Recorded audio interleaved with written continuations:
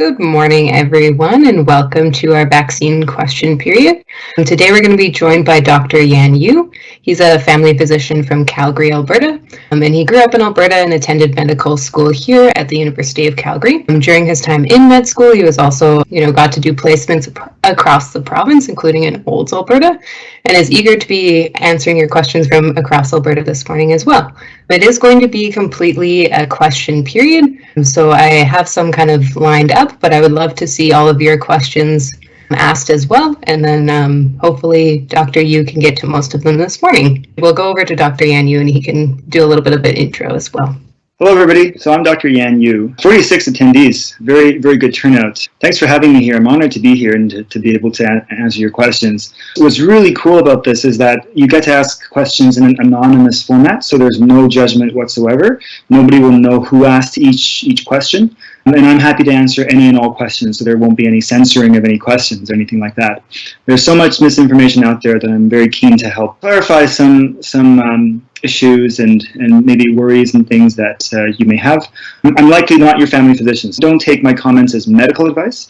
Definitely ask your personal family physician if you have any personal healthcare issues or questions about the vaccine related to your own healthcare condition. But having said that, I can answer general questions regarding the facts behind the vaccines, and I'm very honored to be here and I'm keen to get started. Let's roll. Okay, so the first question I have here is that everyone talks about side effects directly after vaccinations, but we are being told nothing of what could be expected long term. There is already talk of heart issues and potential fertility issues. How can we feel safe to receive a vaccine that can cause problems that could affect us more dangerously than COVID, since we are aware not all people are severely affected by COVID? Yeah, that's a great question. So there's multiple aspects to this question. There's the short-term side effects, and then there's a question about whether there is long-term side effects from the vaccines or not. And I'll put it to you that depending on where you get your information and resources, there's a ton of misinformation about this. And so you really have to be careful about where you get your sources of information. So if you look at the credible academic literature out there that talks about the possible issues, so there's question of potential fertility issues. So I'll just say right now that vaccines do not cause fertility issues, especially the COVID vaccine. It does not cause fertility issues in people. There's already talk about heart issues. So yes, there's so Health Canada maintains a database of all reported adverse events that people get chronologically after the vaccine, whether or not they are caused by the vaccine. And so in the Health Canada database, there's 25 people who got myocarditis, and that's inflammation of the heart muscle after the vaccine. But again, we don't know if what happened chronologically after the vaccine is a direct consequence of the vaccine or not, because life happens. And so, as I said in my introductory video, you can stub your toe after the vaccination and, was it caused by the vaccine? Probably not.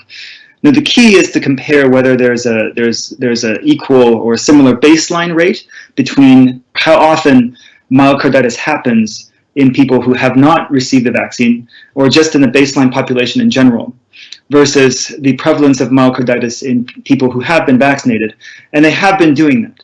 And the good news is that right now there is no difference in the prevalence of myocarditis in people who have gotten the vaccine and in people just in the baseline general population.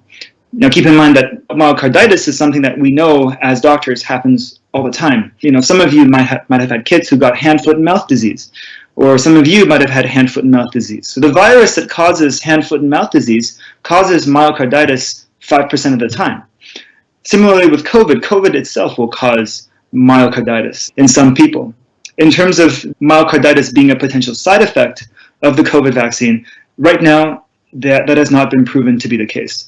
Keep in mind, we have very good tools to be able to actually pick the needles in the haystack to find the actual true and very rare side effects. So the fact that we were able to find the blood clots as a side effect of the AstraZeneca vaccines when the blood clots were happening at at a rate of 1 in 100,000. That's really like picking a needle out of a haystack. And if we can find that using our existing systems, then I'm pretty sure that we can also find other true side effects from the vaccines. And so I'm personally quite reassured by the fact that myocarditis or inflammation of the heart has not been found as a true side effect. Now, of course, that can change over time, but there is really no mechanism for how the vaccine can cause inflammation of the heart or other heart issues. And that's what you want to think about too when you're looking at the long-term consequences of the vaccinations. And now your question also touches upon whether we have enough data about the vaccine, whether the vaccines were too rushed, or whether we have enough research behind the technology behind these vaccines. And the answer is yes, because even though it's not clearly communicated with the public, we have these mRNA vaccines that have never been used before, and people are all talking about it as new. But really, if you dig into the academic literature about this, the research that goes behind the mRNA vaccines have been there ever since 1989. So that was when the first mRNA technology was applied in a scientific manner to solve a particular problem. And going back many years since 1989, mRNA technology has been well researched, it's been well established as something that can be a very potent vaccine source, but it can also be a cancer treatment. There's lots of research going around even before the mRNA technology was adapted for COVID. It's actually, if you look at the academic literature, the mRNA vaccine technology is actually considered safer to scientists because you have a very transient molecule. So mRNA is a very unstable molecule. It's very easily broken down. What we've been able to do as in medicine is we've been able to take the mRNA, and then we've been able to stabilize it in a still transient lipid sort of glob of basically fat, and put it into somebody's body so that we can have the mRNA take effect, but then it will just get spontaneously degraded after about a few hours or a few days. It doesn't last in the body, and so biologically speaking, whether the chances that something as naturally very fragile as mRNA and the lipid capsule that it's transported in can have any long-term consequences on the body itself, there's very little biological plausibility that can happen. So again, we don't have evidence to prove, because obviously this vaccine has only been in use for about a year or less, but the chances are very, very low. Okay, so personally, I feel safe about it. Yeah. So we have a few questions around the second dose. So there's a question about the constantly changing timelines and whether or not that second dose window that's changing, if that's based in science or supply. And then we also have a question around what the difference is between the first and second dose. And also, someone has heard the second vaccine doses have more serious side effects than the first one. So I'm wondering if you can just respond to some of those questions around the second dose. So you got to keep track of my answers, Calista, because there's three questions, and I sometimes lose. I can sometimes forget what the third question is when I answer three questions at once.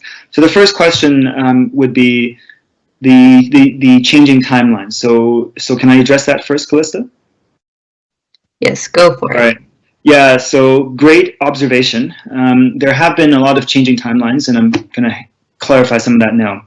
So in the initial studies, the phase 1, phase 2, phase 3 studies, looking at the safety and efficacy of the vaccine for it to, for it to get Health Canada approval and FDA approval in the first place, the interval between the first and second dose was 4 weeks, 3 to 4 weeks. And that was really the minimum window of time. We don't want it any shorter than that, because really the immune response to the first vaccine dose will be fully finished in about 2 to 3 weeks. And so to inject a second dose any closer to that would not be able to leverage the memory of the immune system to build a stronger level of immune response for the future. And so 3 to 4 weeks is the minimum time window within which you can inject a second dose. We have data about other vaccines and vaccines in general that we know the further out you do the second dose, the stronger the immune response that second dose generates, and the stronger protection and the more long-lasting protection that second dose creates. So for example, the Shingrix vaccine, which came out in 2018, which acts against shingles, the second dose, that's also a 2-dose vaccine, and the second dose for that is 2 to 6 months after the first dose.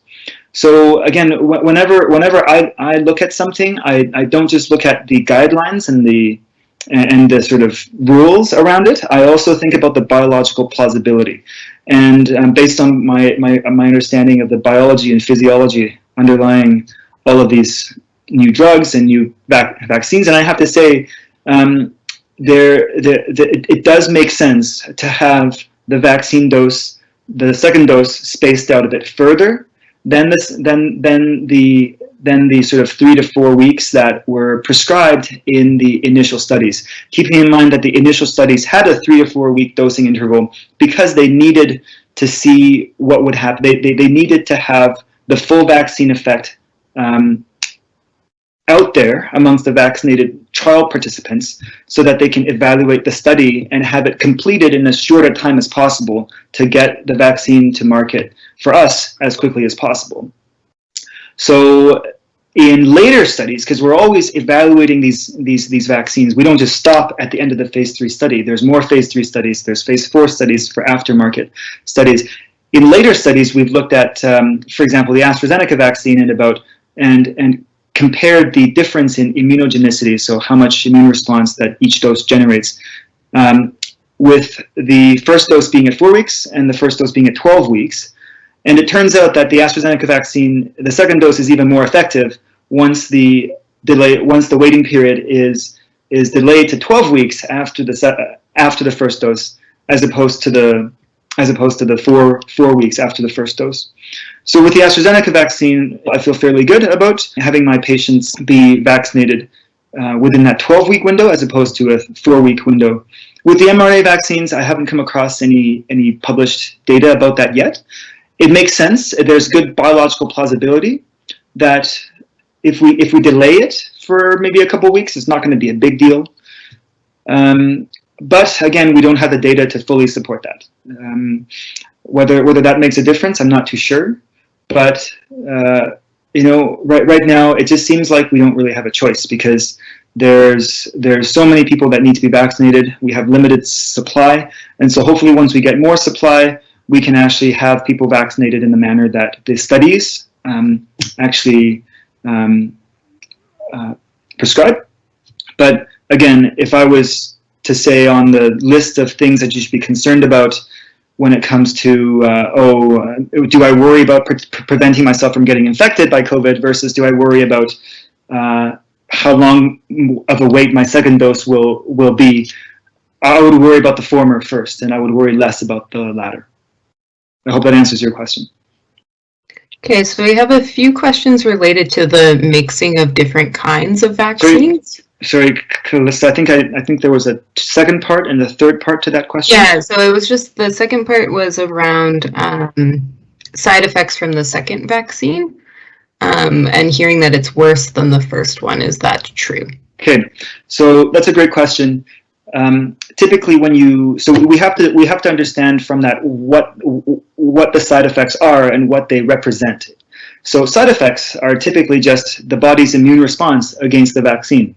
And so basically we want side effects. We want, or if you get side effects, it's not a big deal because it's to be expected. So the side effects would be, maybe some fatigue, some fevers and chills, some loss of energy, some muscle pain, maybe some arm pain. But and really, if you think about what's happening in the body after the second dose, the first dose is for the immune system to go, oh, that's a new thing there. Hello, I'm going to say hi, and I'm going to form a little bit of a response to it, and I'm going to keep some of you in memory, just so that if you come back again in the future, I'm going to I'm going to really be waiting for you. The second dose is that second time the body is exposed to the viral particle, and so the immune response goes bonkers. It's like, okay, you know what? You're a foreigner. You shouldn't be here. I recognize you now. I'm going to mount a huge response to fight you. And that's what we want. That's what we need to actually build that high level of immune response to the actual virus itself. And so, but if you think about it that way, it makes sense that after the second dose, the immune system will mount a stronger response, and therefore you will get stronger side effects. And so, but having said that, the side effects are transient for many, many people, for most people actually, and they only last about a day or two. So it's really actually, think about it as a reassuring way if you do get side effects, reassuring that your body is mounting the right response to it. Doesn't mean that if you don't get side effects, your body isn't mounting a response. You probably just don't feel it. But if you do get side effects that are more intense after the second dose, like I did, I got a bit of a more stronger response after the second dose, and I was fairly reassured that my body was doing its job. And the third part to that chain of questions, Callista, remind me. Was just around what the difference is between the first and second dose. The difference. So there is no chemical difference between the constituents of the first and second dose. They all contain the same thing, the same amount of mRNA particles or the viral vector particles that contains the bit of the virus. Genome that then our bodies use to produce the viral protein that then our immune systems respond to. But in terms of the response that the first and second dose generates, I talked a little bit about that, and they were actually able to quantify the difference in the amount of antibodies that were generated. So antibodies are these immune particles, immune proteins that the body makes to fight off different pathogens, bacteria, viruses, and things like that. The antibody response to the second dose is far greater than the antibody response to the first dose, and far greater than any antibody response from people who've actually caught COVID. So there's a belief that if you caught COVID, you already have immune memory or antibodies against the virus, and you probably don't need the vaccines. Well, actually, it turns out that after 2 doses of vaccine, your level of protection is like at least twice as better than the small level of protection you can obtain after being infected with COVID. And keeping in mind also that the antibody response after a full vaccination series, so after both doses, is going to be more robust against the variants, whereas with your response after a COVID infection, it's likely going to be only good against that variant that you were actually infected by, and not against all the variants. So I hope that answers your question as well. Okay, the next question I'm going to go to next is, why get a vaccine for an illness that has affected less than 5% of the country, especially if it doesn't prevent you from getting COVID or spreading it to others and has no long-term studies? So first, I'm going to challenge you where you found your information that it doesn't have an effect on preventing COVID infection, because the vaccine does prevent COVID infection. So if you look at the studies that were actually done, the vaccines do quite a good job of that. It prevents viral infection in about 95% of people who come into contact with COVID, the virus. And so I would encourage people to look at some of the actual scientific literature around that. And in terms of preventing transmission, there's three things around that. One, if the vaccine prevents you from getting the virus in the first place, and we know it does, then you'll be less likely to transmit it because you won't get it in the first place. So that's just kind of common sense, right? There's other studies. Again, I've talked about these other studies that were done after the initial studies that were published about the vaccines. And these studies show that even if you're amongst the very few who have had both shots of the vaccine and who still are unlucky enough to be infected with the virus, you have a reduced viral count in your body. So you have less viral particles in your body if you get the vaccine. And it makes you less sick. It reduces your chances of getting into hospital and dying from the virus. And because you have a reduced viral count, that also means you shed less of the virus and you're less transmissible. That was actually borne out in 2 studies that were done in the UK looking at household transmission. So we do have data that actually shows that the vaccine actually prevents transmission of the virus, even if you get the virus. Now, here's some actual data about how likely you are to actually get the COVID infection once you've been fully vaccinated. So in the USA, from January to end of April, they've fully vaccinated about 100 million people. And out of that 100 million people, only 10,000 got COVID after being fully vaccinated. Fully vaccinated being 14 days after your second dose. So that's about 0.01% of people who've been fully vaccinated who end up unlucky enough to get COVID. Most people are protected, and so that's how rare it is. So I hope that answers your question regarding, does the vaccine actually protect against COVID infection, which it does.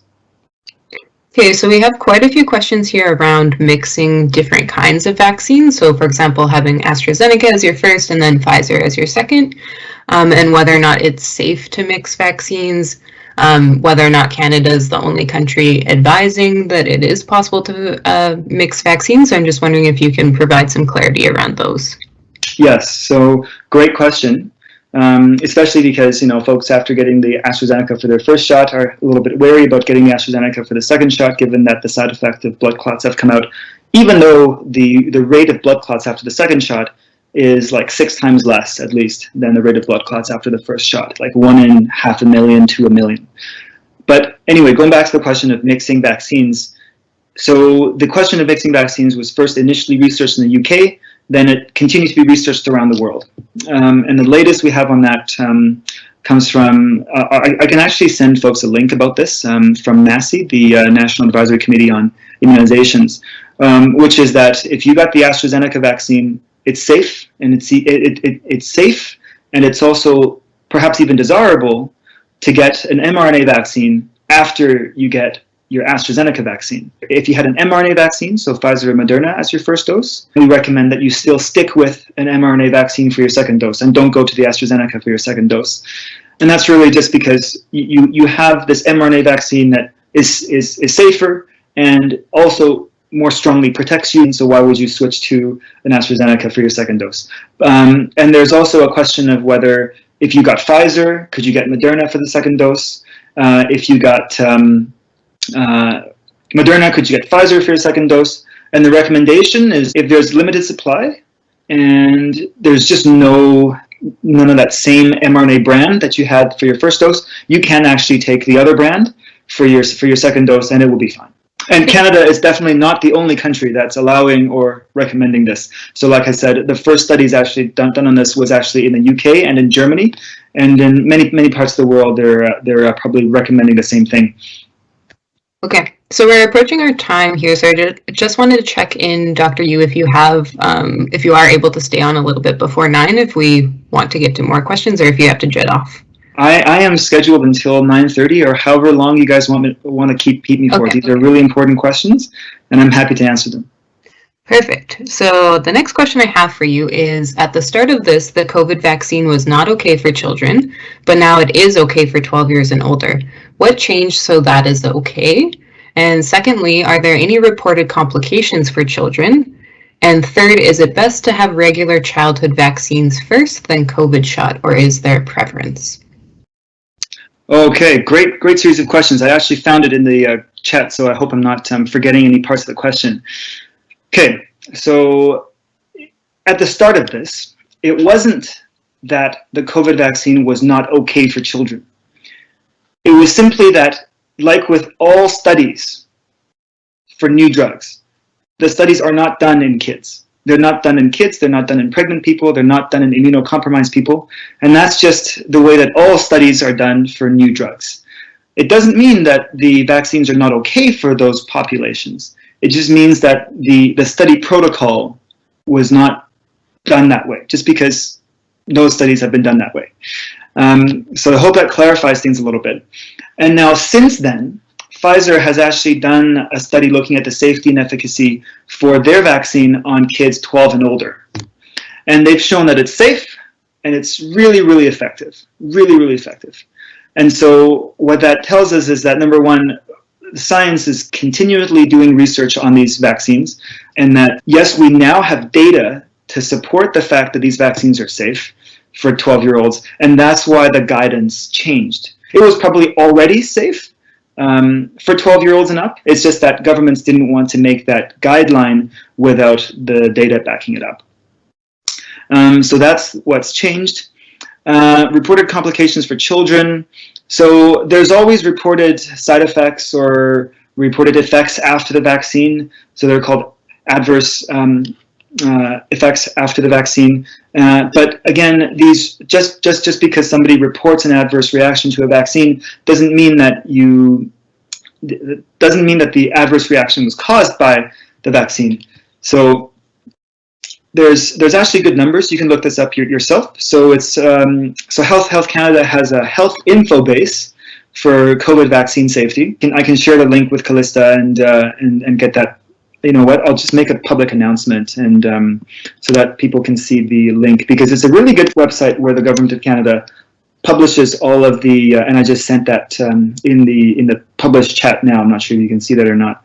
That you can actually see how many people are reporting these adverse reactions. Now, they don't actually specify if they're in kids or not, but there will always be reports of adverse side effects. But again, in the studies that were done, the adverse side effects, besides the typical side effects you get from the vaccine, from the immune response to the vaccine, there is no safety signals and safety risks for kids 12 years and older getting the Pfizer vaccine. There are studies ongoing right now with Moderna and Pfizer looking at vaccinating kids even younger. And so soon we'll have those numbers to confirm the fact that younger people can still get the vaccine in a safe and efficacious way. And so expect those data to come out in the next few months, and for guidelines to further change regarding that. Now, Callista, because I posted that link, I lost where the question was being asked. I think the last part was, is it best to have regular childhood vaccines first, then COVID shot, or is there a preference?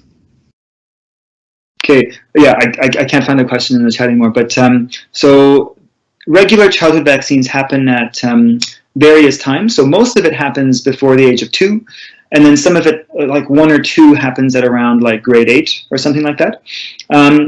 So presumably right now, because the vaccines aren't approved for people younger than 12, most of the childhood vaccines are going to be done. But with the regular vaccine, like the meningococcus vaccine is around grade 8. I think there's the Gardasil vaccine that protects against cervical cancer and genital warts at around grade 5 or so, the 3-shot series. As long as you have at least a 2-week window between each vaccination, you should be good. That just allows the body's immune system to respond safely to that one vaccine, and then the immune system kind of like goes back to its normal level, and it can respond to future vaccines. So yes, you can do them at the same general time period, but just leave about 2 weeks or 3 weeks of time in between each vaccination, and you should be good. Okay.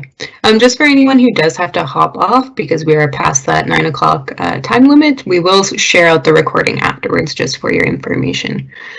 So another question I have here is, how does the vaccine transfer through breast milk? Are there any concerns with breastfeeding moms getting vaccinated? Yeah, so great question. The vaccine itself does not transfer through breast milk. So if you think about it, the vaccine gets into your muscle, okay, and it stays in your muscle. It gets taken up by the cells of your muscle. And then the muscle cells actually produce the spike protein from the genomic information in the vaccine, and the immune system reacts against that. That's why your arm is sore. When the immune system reacts against the vaccine, you have antibodies that are produced. Those are produced by your own body, and those float about in your bloodstream. And if you're breastfeeding, it can go into your breast, and it can be excreted to your breast milk and transferred to your baby. Now, that happens naturally.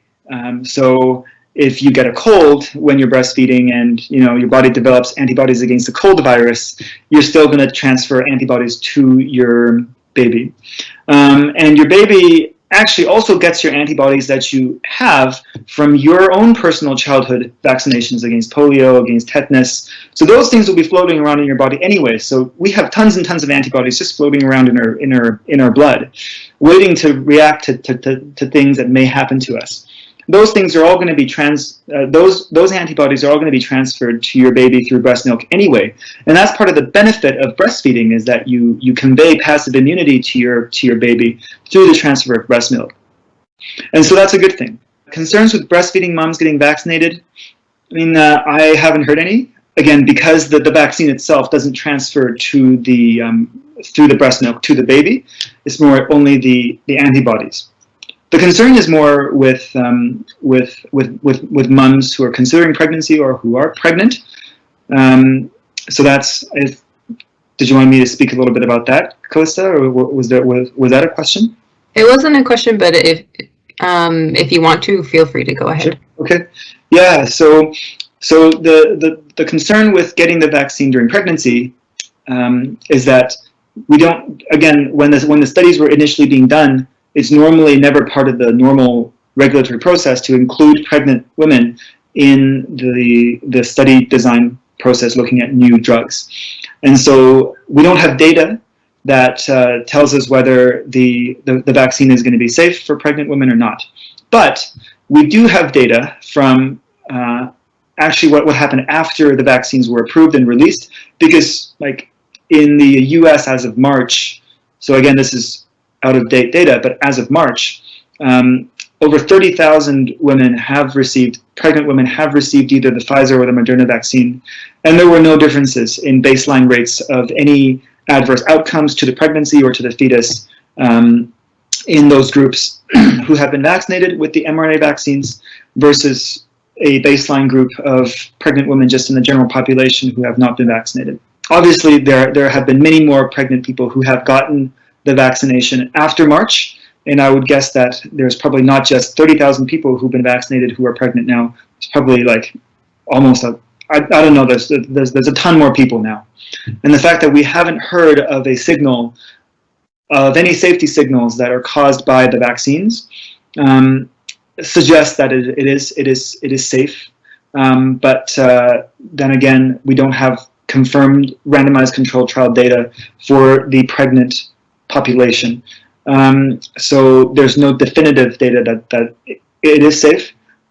But then again, I also go back to the biological plausibility. If you look at the way that the vaccine works in the body, there is no biological plausibility of how the vaccine can affect the fetus. And so that is reassuring to me as a physician when I advise patients. Obviously, it is one person's personal choice, and just like vaccinations are. So, but we're always here to help provide the most sort of up-to-date information. And the most up-to-date information is that there doesn't seem to be a safety signal that has come out of our observations of pregnant women getting vaccinated so far. Okay, so the next question I have for you, and I might mispronounce these words, I have heard that quercetin with bromelain, is a great alternative to the vaccine. What is your professional advice on this? So quercetin, I've not heard about quercetin and bromelain. I'm not sure what they are. I would caution you against against these sort of published alternatives to the vaccine,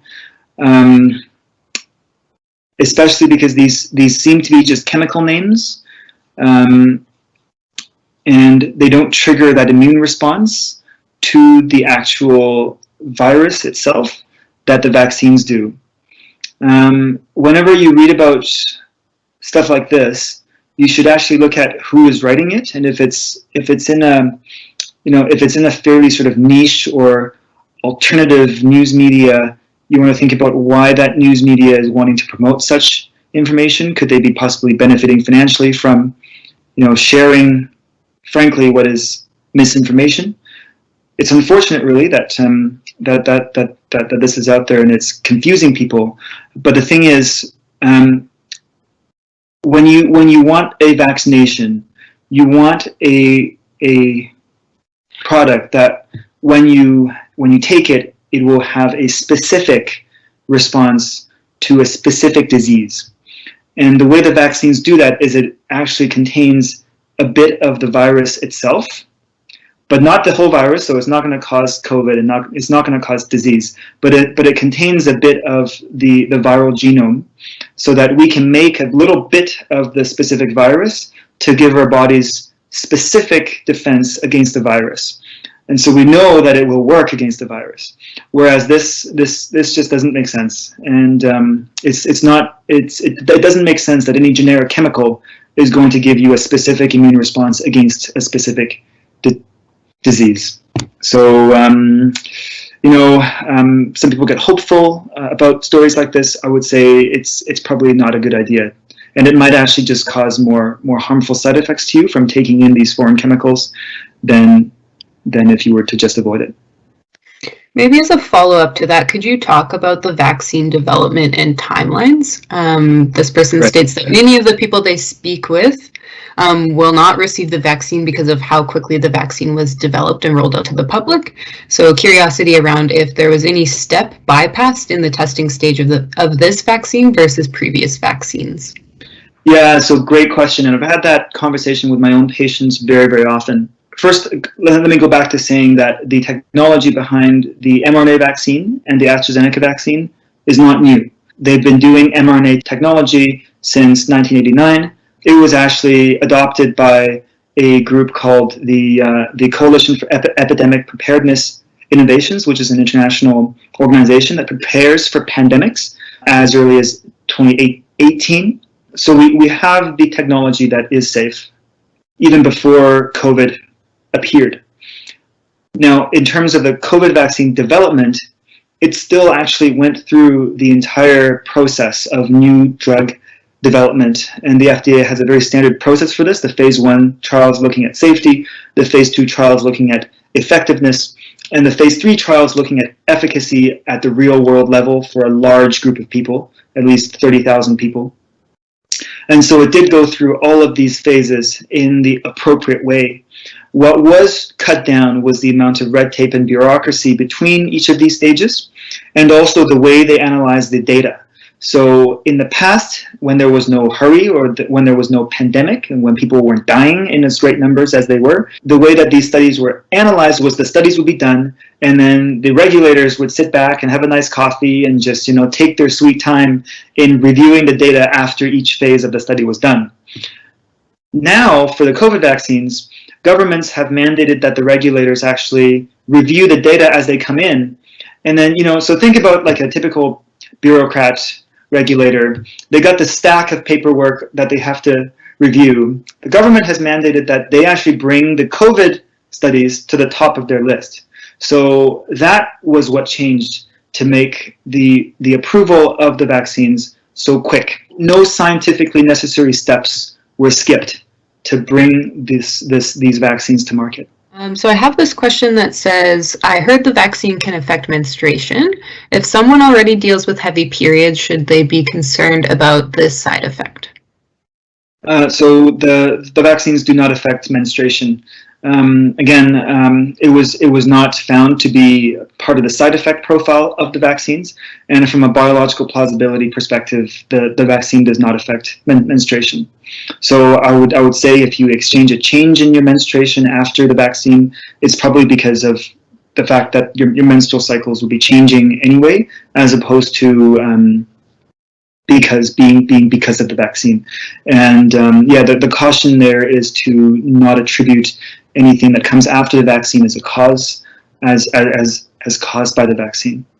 Okay, so I have, I think, 2 questions remaining, unless anyone has last ones that they want to type in. Feel free to ask follow-up questions too. Yeah, for sure. So I have one here. What is the longest time you can wait for the second dose? What is the longest time you can wait for the second dose? Nobody knows. Typically the question is, how quickly can I get the second dose instead of the longest time after second dose? I probably wouldn't get it after, I probably will not. I mean, if I had to wait a long time, I would still get it. Whenever I'm able to get it, regardless of how long I've waited. But usually what people ask would be, how quickly can I get a second dose? And I would say that from a scientific plausibility perspective, you don't want to get it within that 4-week window after your first dose, for the reasons that I've talked about. You don't want to blunt the effect of the first dose with the second dose, because the second dose will be less effective within that 4-week window. But in terms of how long you can wait, there's really no answer for that. Just get it after 4 weeks, and you'll be good. Okay, so I think this is a follow-up to the earlier question around the impact, around the 5% affecting the population. So the follow-up here is, it has affected less than 5% of the population per the real stats of cases versus our Canadian population. It does not appear to be as infectious as the news, and government wants us to think it is and be afraid of it. What are your thoughts on the low amount of the population being affected? Yeah, so that's a great question. And so let me ask you, why do you think less than 5% of the population has been affected? Well, if you look at the data around the world, in the US, the population that's been affected is over 14%. In other parts of the world, it's even greater. And the answer is because the government has put in place good public health restrictions and lockdowns to be able to have the spread of this virus be contained to that 5% level or less than 5% level. So that actually suggests that in Canada, we've been doing better compared with other countries to contain the spread of this disease.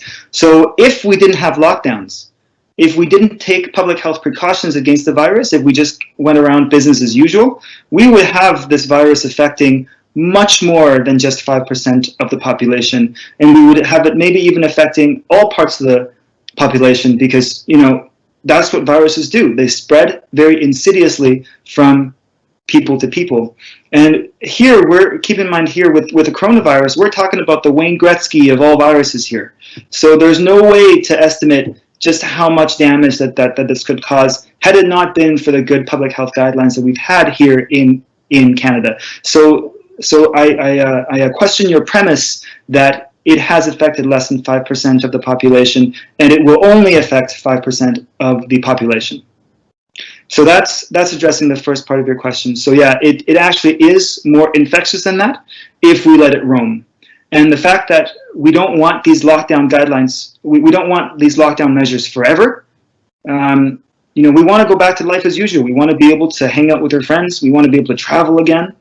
You know, when these lockdown measures are lifted, is not a question of if, but it's when, then the virus potentially can spread unchecked if we do not have this level of defense within our own bodies that's conveyed to us by the vaccines to be able to defend against the virus.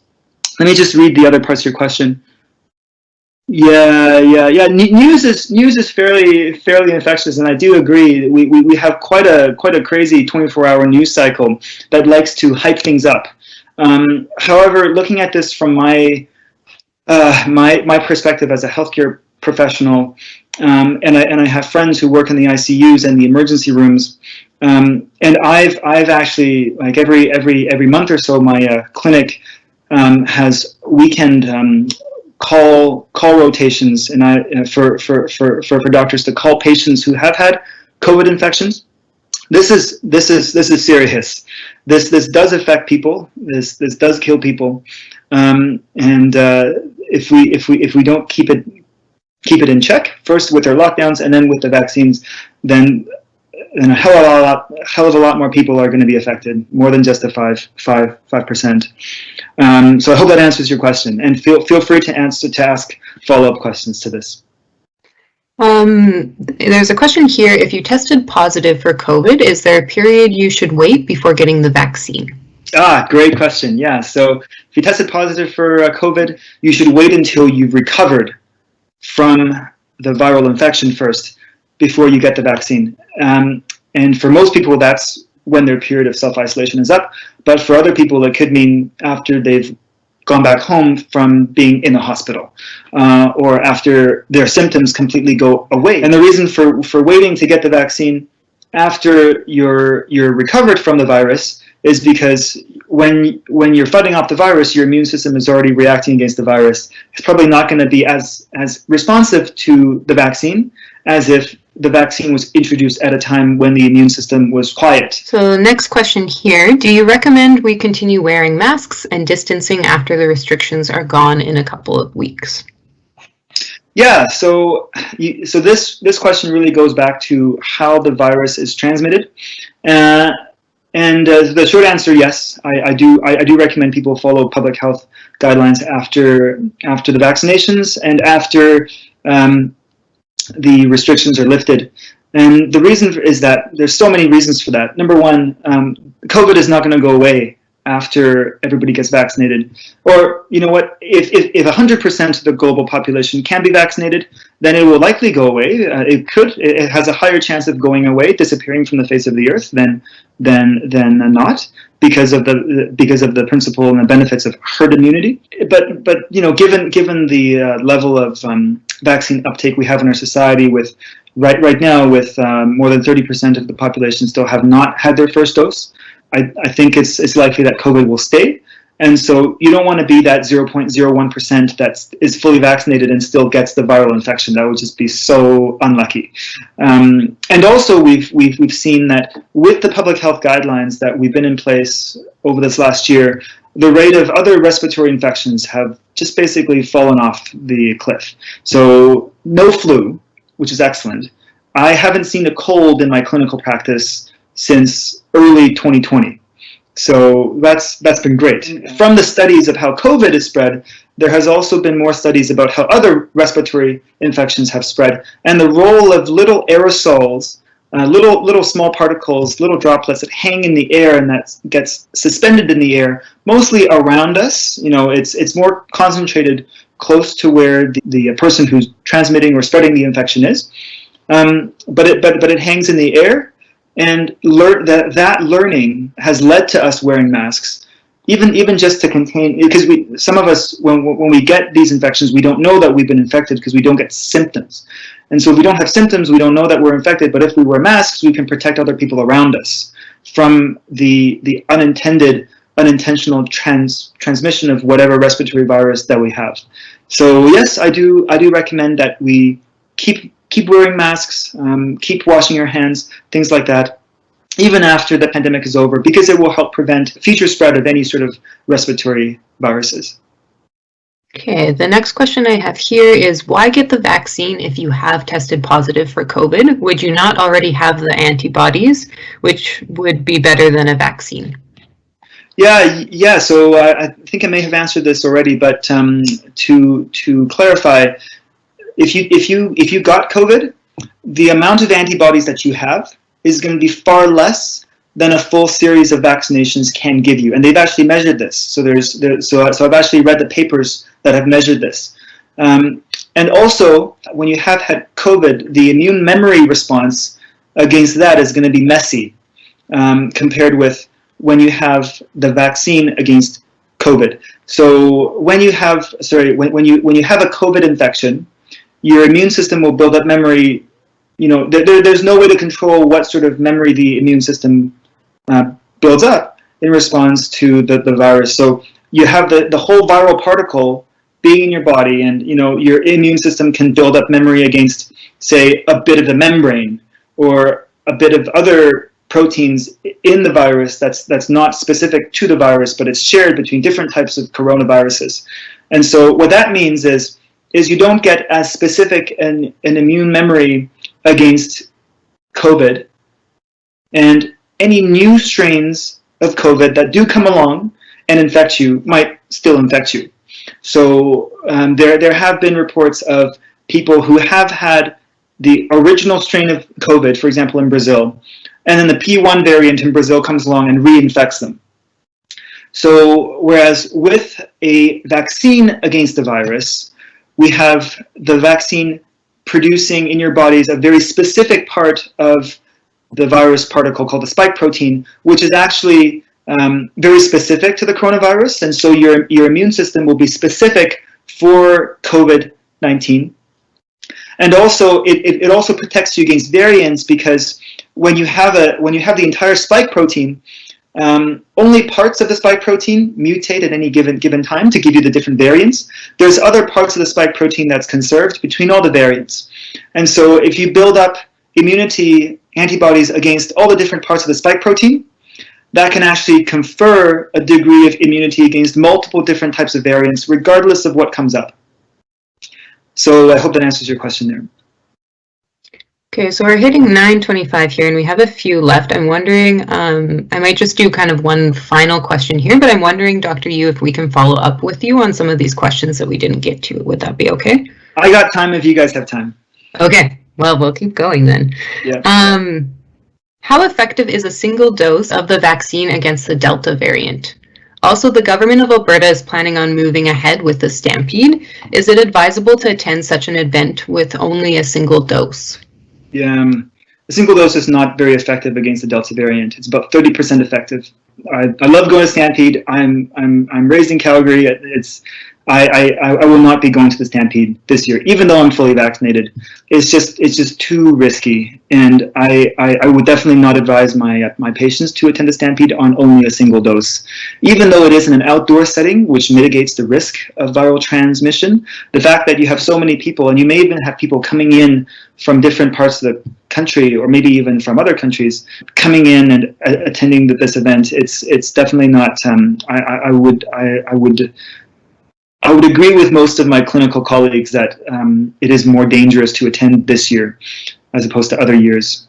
I would at least wait until you've had both shots of the vaccine first, and both shots actually confer a defense of about 80-90% against even the Delta variant. And we're talking the mRNA vaccines here. We're not talking about the AstraZeneca vaccines. The AstraZeneca vaccines do have a reduced efficacy against the variants, and so I'll just put that out there. Okay, so this seems like a comment, but I'm just curious if you have any kind of response to it. So the government restrictions and lockdowns haven't significantly changed my life or anyone else I know. We have continued on as normal, other than wearing a mask in stores, and no one I know personally has got COVID, even though we have still seen our friends and family on a regular basis. So just wondering if you have any thoughts of how that's possible, or any kind of response to that comment there. Yeah, great. So I'm glad that you haven't been personally affected by COVID, and that that you are following the government restrictions measures, and which have protected the vast majority of the population. And what likely happened is that because of the protective measures of the restrictions, the virus likely existed in a very low amount in some of the more rural areas of Alberta. And so because the prevalence of the disease is low, it doesn't affect people as much. And that's largely because of the travel restrictions and also the other public health measures that you've put into place, like you mentioned, your masks around, things like that. So when those rules go away, what will happen? And right now nobody knows, but based on how quickly this virus spreads, it's fairly safe to say that when the restrictions are lifted, when travel opens up again, the virus is going to be spreading, much easier without some sort of innate protection that we have within our own bodies that's conferred to us from the vaccines. So I actually work in Fort Smith, Northwest Territories as well, and over there, people feel safe, even without vaccinations. It was one of the safest places to live and work in Canada. Very, very small community, 2,500 people. People were sort of wearing masks, but also not really wearing masks to the same extent that we are in the big cities of Alberta. And nobody got sick because the baseline prevalence of the virus was so low in that setting. And again, that's a testament to the great public health measures that the Northwest Territories government had put into place. So good on you. I'm glad you stay safe. So on that note of, when things open up, there's this question around, so the flu vaccine has not eradicated the flu. Flu cases were abnormally low. How can we expect this vaccine to eradicate COVID when there are reports that 60% of active cases in the States are fully vaccinated people? And just a statement that they have friends in nursing homes saying the same thing in Alberta. Yeah. So There's a couple of points to your question. Your point about 60% of active cases in the States are fully vaccinated people. I would strongly caution people to avoid something called the base rate bias, because when you say half of people infected were vaccinated, that's not the same as saying half of vaccinated people were infected. So let me just say that again. Half of the people that were infected were vaccinated is not the same as half of vaccinated people becoming infected. Okay? So I'll just demonstrate this with a simple diagram here from a website called Your Local Epidemiologist. So say you take population with 100 people, okay, and an 85% vaccination rate.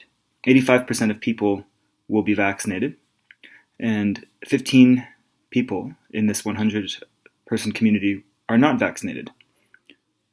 You can have 4 total COVID cases, and if the 50% of these cases are among the vaccinated, then you would basically get 2 people from the 85 people who were vaccinated getting infected, and 2 people from the 15 people who were unvaccinated getting infected. And so from something like this, you can say a scary number like 50% of infections were among the vaccinated, but really you can see that the rate of infection amongst the vaccinated is only about 2%. When you put it that way, that's not nearly as scary as saying 50% of infections were amongst the vaccinated. So again, you want to be aware of this bias, and you want to be aware of the fact that saying something like half of people infected were vaccinated, that's not the same as saying half of vaccinated people became infected. It's just not the case. Be very careful of that.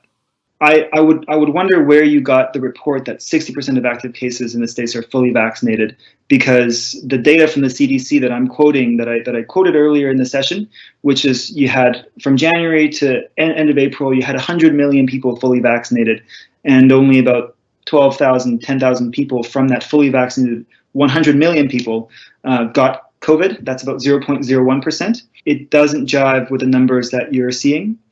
So I would question, number one, where you're getting this information and whether it's from a credible source. So definitely check in on that. And I'll just give you 2 Alberta examples. One are the data published on a population basis, and one coming from the nursing homes that I work at. On a population basis, we have seen that 90%, over 90% of the cases here in Alberta from January onwards were in people who were not vaccinated. And about 88% of the deaths in this province were from people who are not fully vaccinated. And that's just coming from the data that we have here. So again, that doesn't jive with the data that you're reading. So I question that. From my own experience working in a long-term care home here in Calgary, during the second wave, when there were no vaccinations, there were so many deaths, so many sick people in long-term care. It was horrendous. I was on call in the long-term care homes in Calgary during the week of Christmas, and my phone was just ringing nonstop because nurses were calling me about people who were not able to breathe well because they were suffering from COVID. In early January, there was a mass campaign to vaccinate everybody in long-term care, and patients in long-term care, about 98% fully vaccinated. They've had both doses of the Moderna vaccine. And during the third wave in March and April, or March, April, May, we've actually seen no deaths, like just no deaths coming from the long-term care center that I work at. There have been even like almost zero cases. The cases actually come from the staff at the long-term care center. The minority of staff who have not been vaccinated have brought cases into the long-term care centers, but there have been no spread of cases within the long-term care centers themselves between the residents.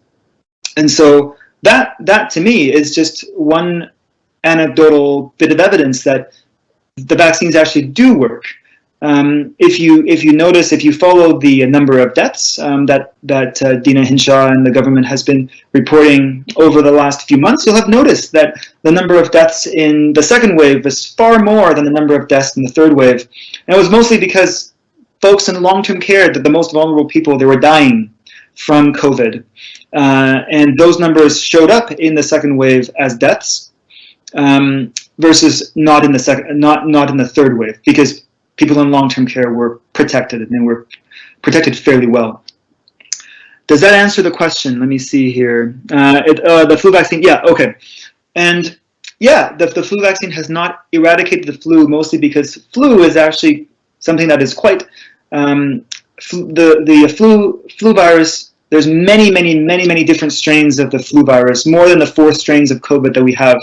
So finding a vaccine that protects against all strains is very difficult. And also, you know, we're not saying here that the vaccines for COVID will eradicate COVID. I don't think I have said that, or I don't think anybody has said that. It's more to give you the protection against COVID and the various strains of COVID were you to be exposed to COVID in the future. Most likely we will not be able to eradicate COVID. Most likely people are going to need a booster shot of COVID vaccine every single year to respond to the changing variants. But that said, we have great vaccines that seem to have great efficacy against this virus that is very protective. So we have a couple of questions around like loss of smell and taste. So a question about whether or not, if someone has lost their sense of smell, would this have been because of COVID or not? And then a question about whether or not people get their sense of smell and taste back, or if they don't ever, some people. Yeah. So there's many parts to this great question. One is, we can only test for COVID if you get tested. There's been a lot of cases of true COVID that have not been tested, and so do you actually have COVID if you have the symptoms or have some of the symptoms but you haven't gotten tested?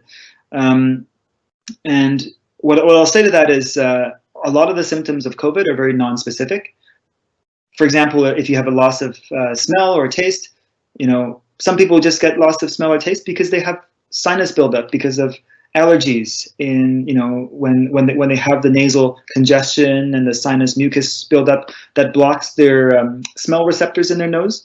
And that might not be from COVID. So I'd say if the only symptom that you lost is your sense of smell, and if you've had this happen before, especially if you have a history of allergies or things like that, you probably don't have COVID.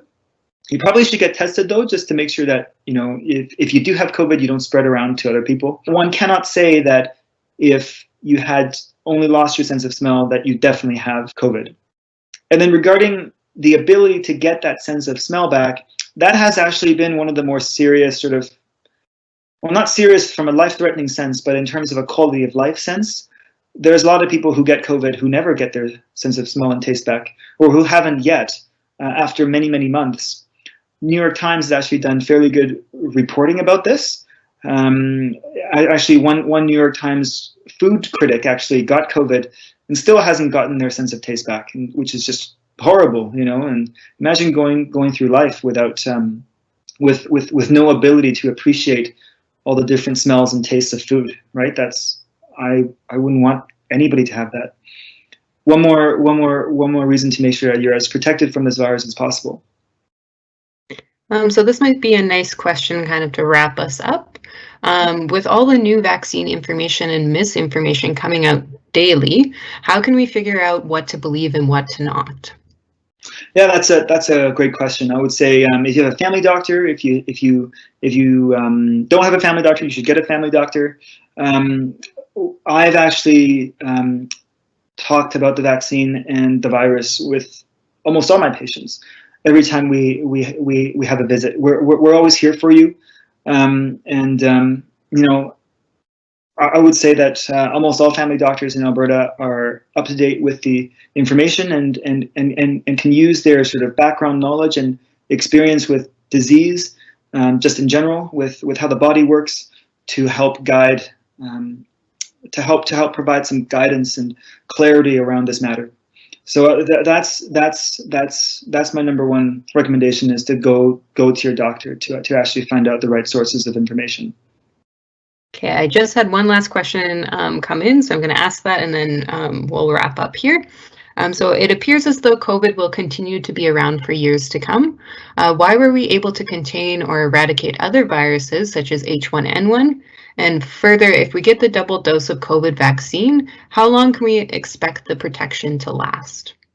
Yeah, so Pfizer, the scientists at Pfizer, I'll answer the second part of the question first. These are really good questions, by the way.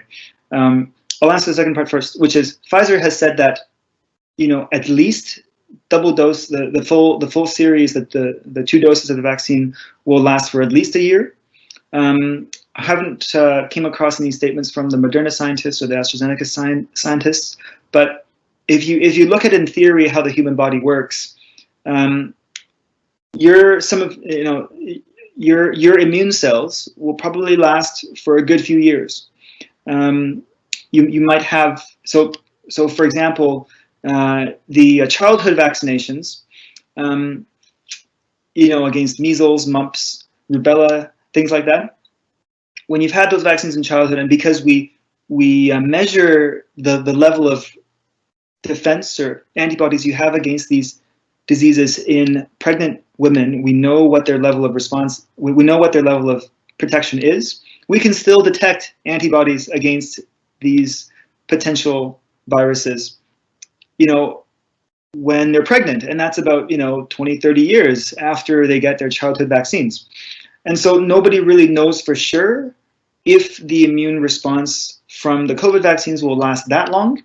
And it's certainly, even if the COVID immune response against the wild type or the original strain of COVID lasts that long, there might be other variants that come in that will require us to get vaccinated against those variants anyway, if we want to get protected.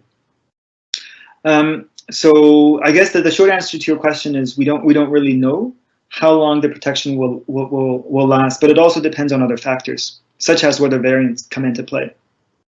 Now, for your first part of the question, why were we able to eradicate, contain other viruses such as H1N1? Well, you have to look at the properties of the virus itself. So H1N1 was not as transmissible as COVID. It's just the inherent characteristic of H1N1 made it so that it was not as easily transmissible. And whenever a virus infects somebody, if the person is able to recover from the virus, that virus actually, if the patient is able to recover from the virus and not transmit it to anybody else, then that virus essentially dies in the body of that recovered patient. And so when everybody has recovered from a virus and not transmitted it to other people, that virus is essentially gone. So when everybody in the world has recovered from a potential virus and not transmitted it to others, that's what we call eradication. So smallpox, for example, we were able to get the vaccine to smallpox and vaccinate enough people so that they don't get infected if they come into close contact with somebody who was infected. So that's the concept of herd immunity, which is why we're trying to get as many people vaccinated as possible. And then when those people recover, when those people who have been infected recover, that actually means that the virus is killed off during their process of recovery. And so, yeah, that's how we can eradicate. So you had said earlier that you did expect that there would be a requirement for booster shots, or people would need booster shots. Do we have any knowledge right now around how often those would be required? Not yet. The studies are still ongoing for that.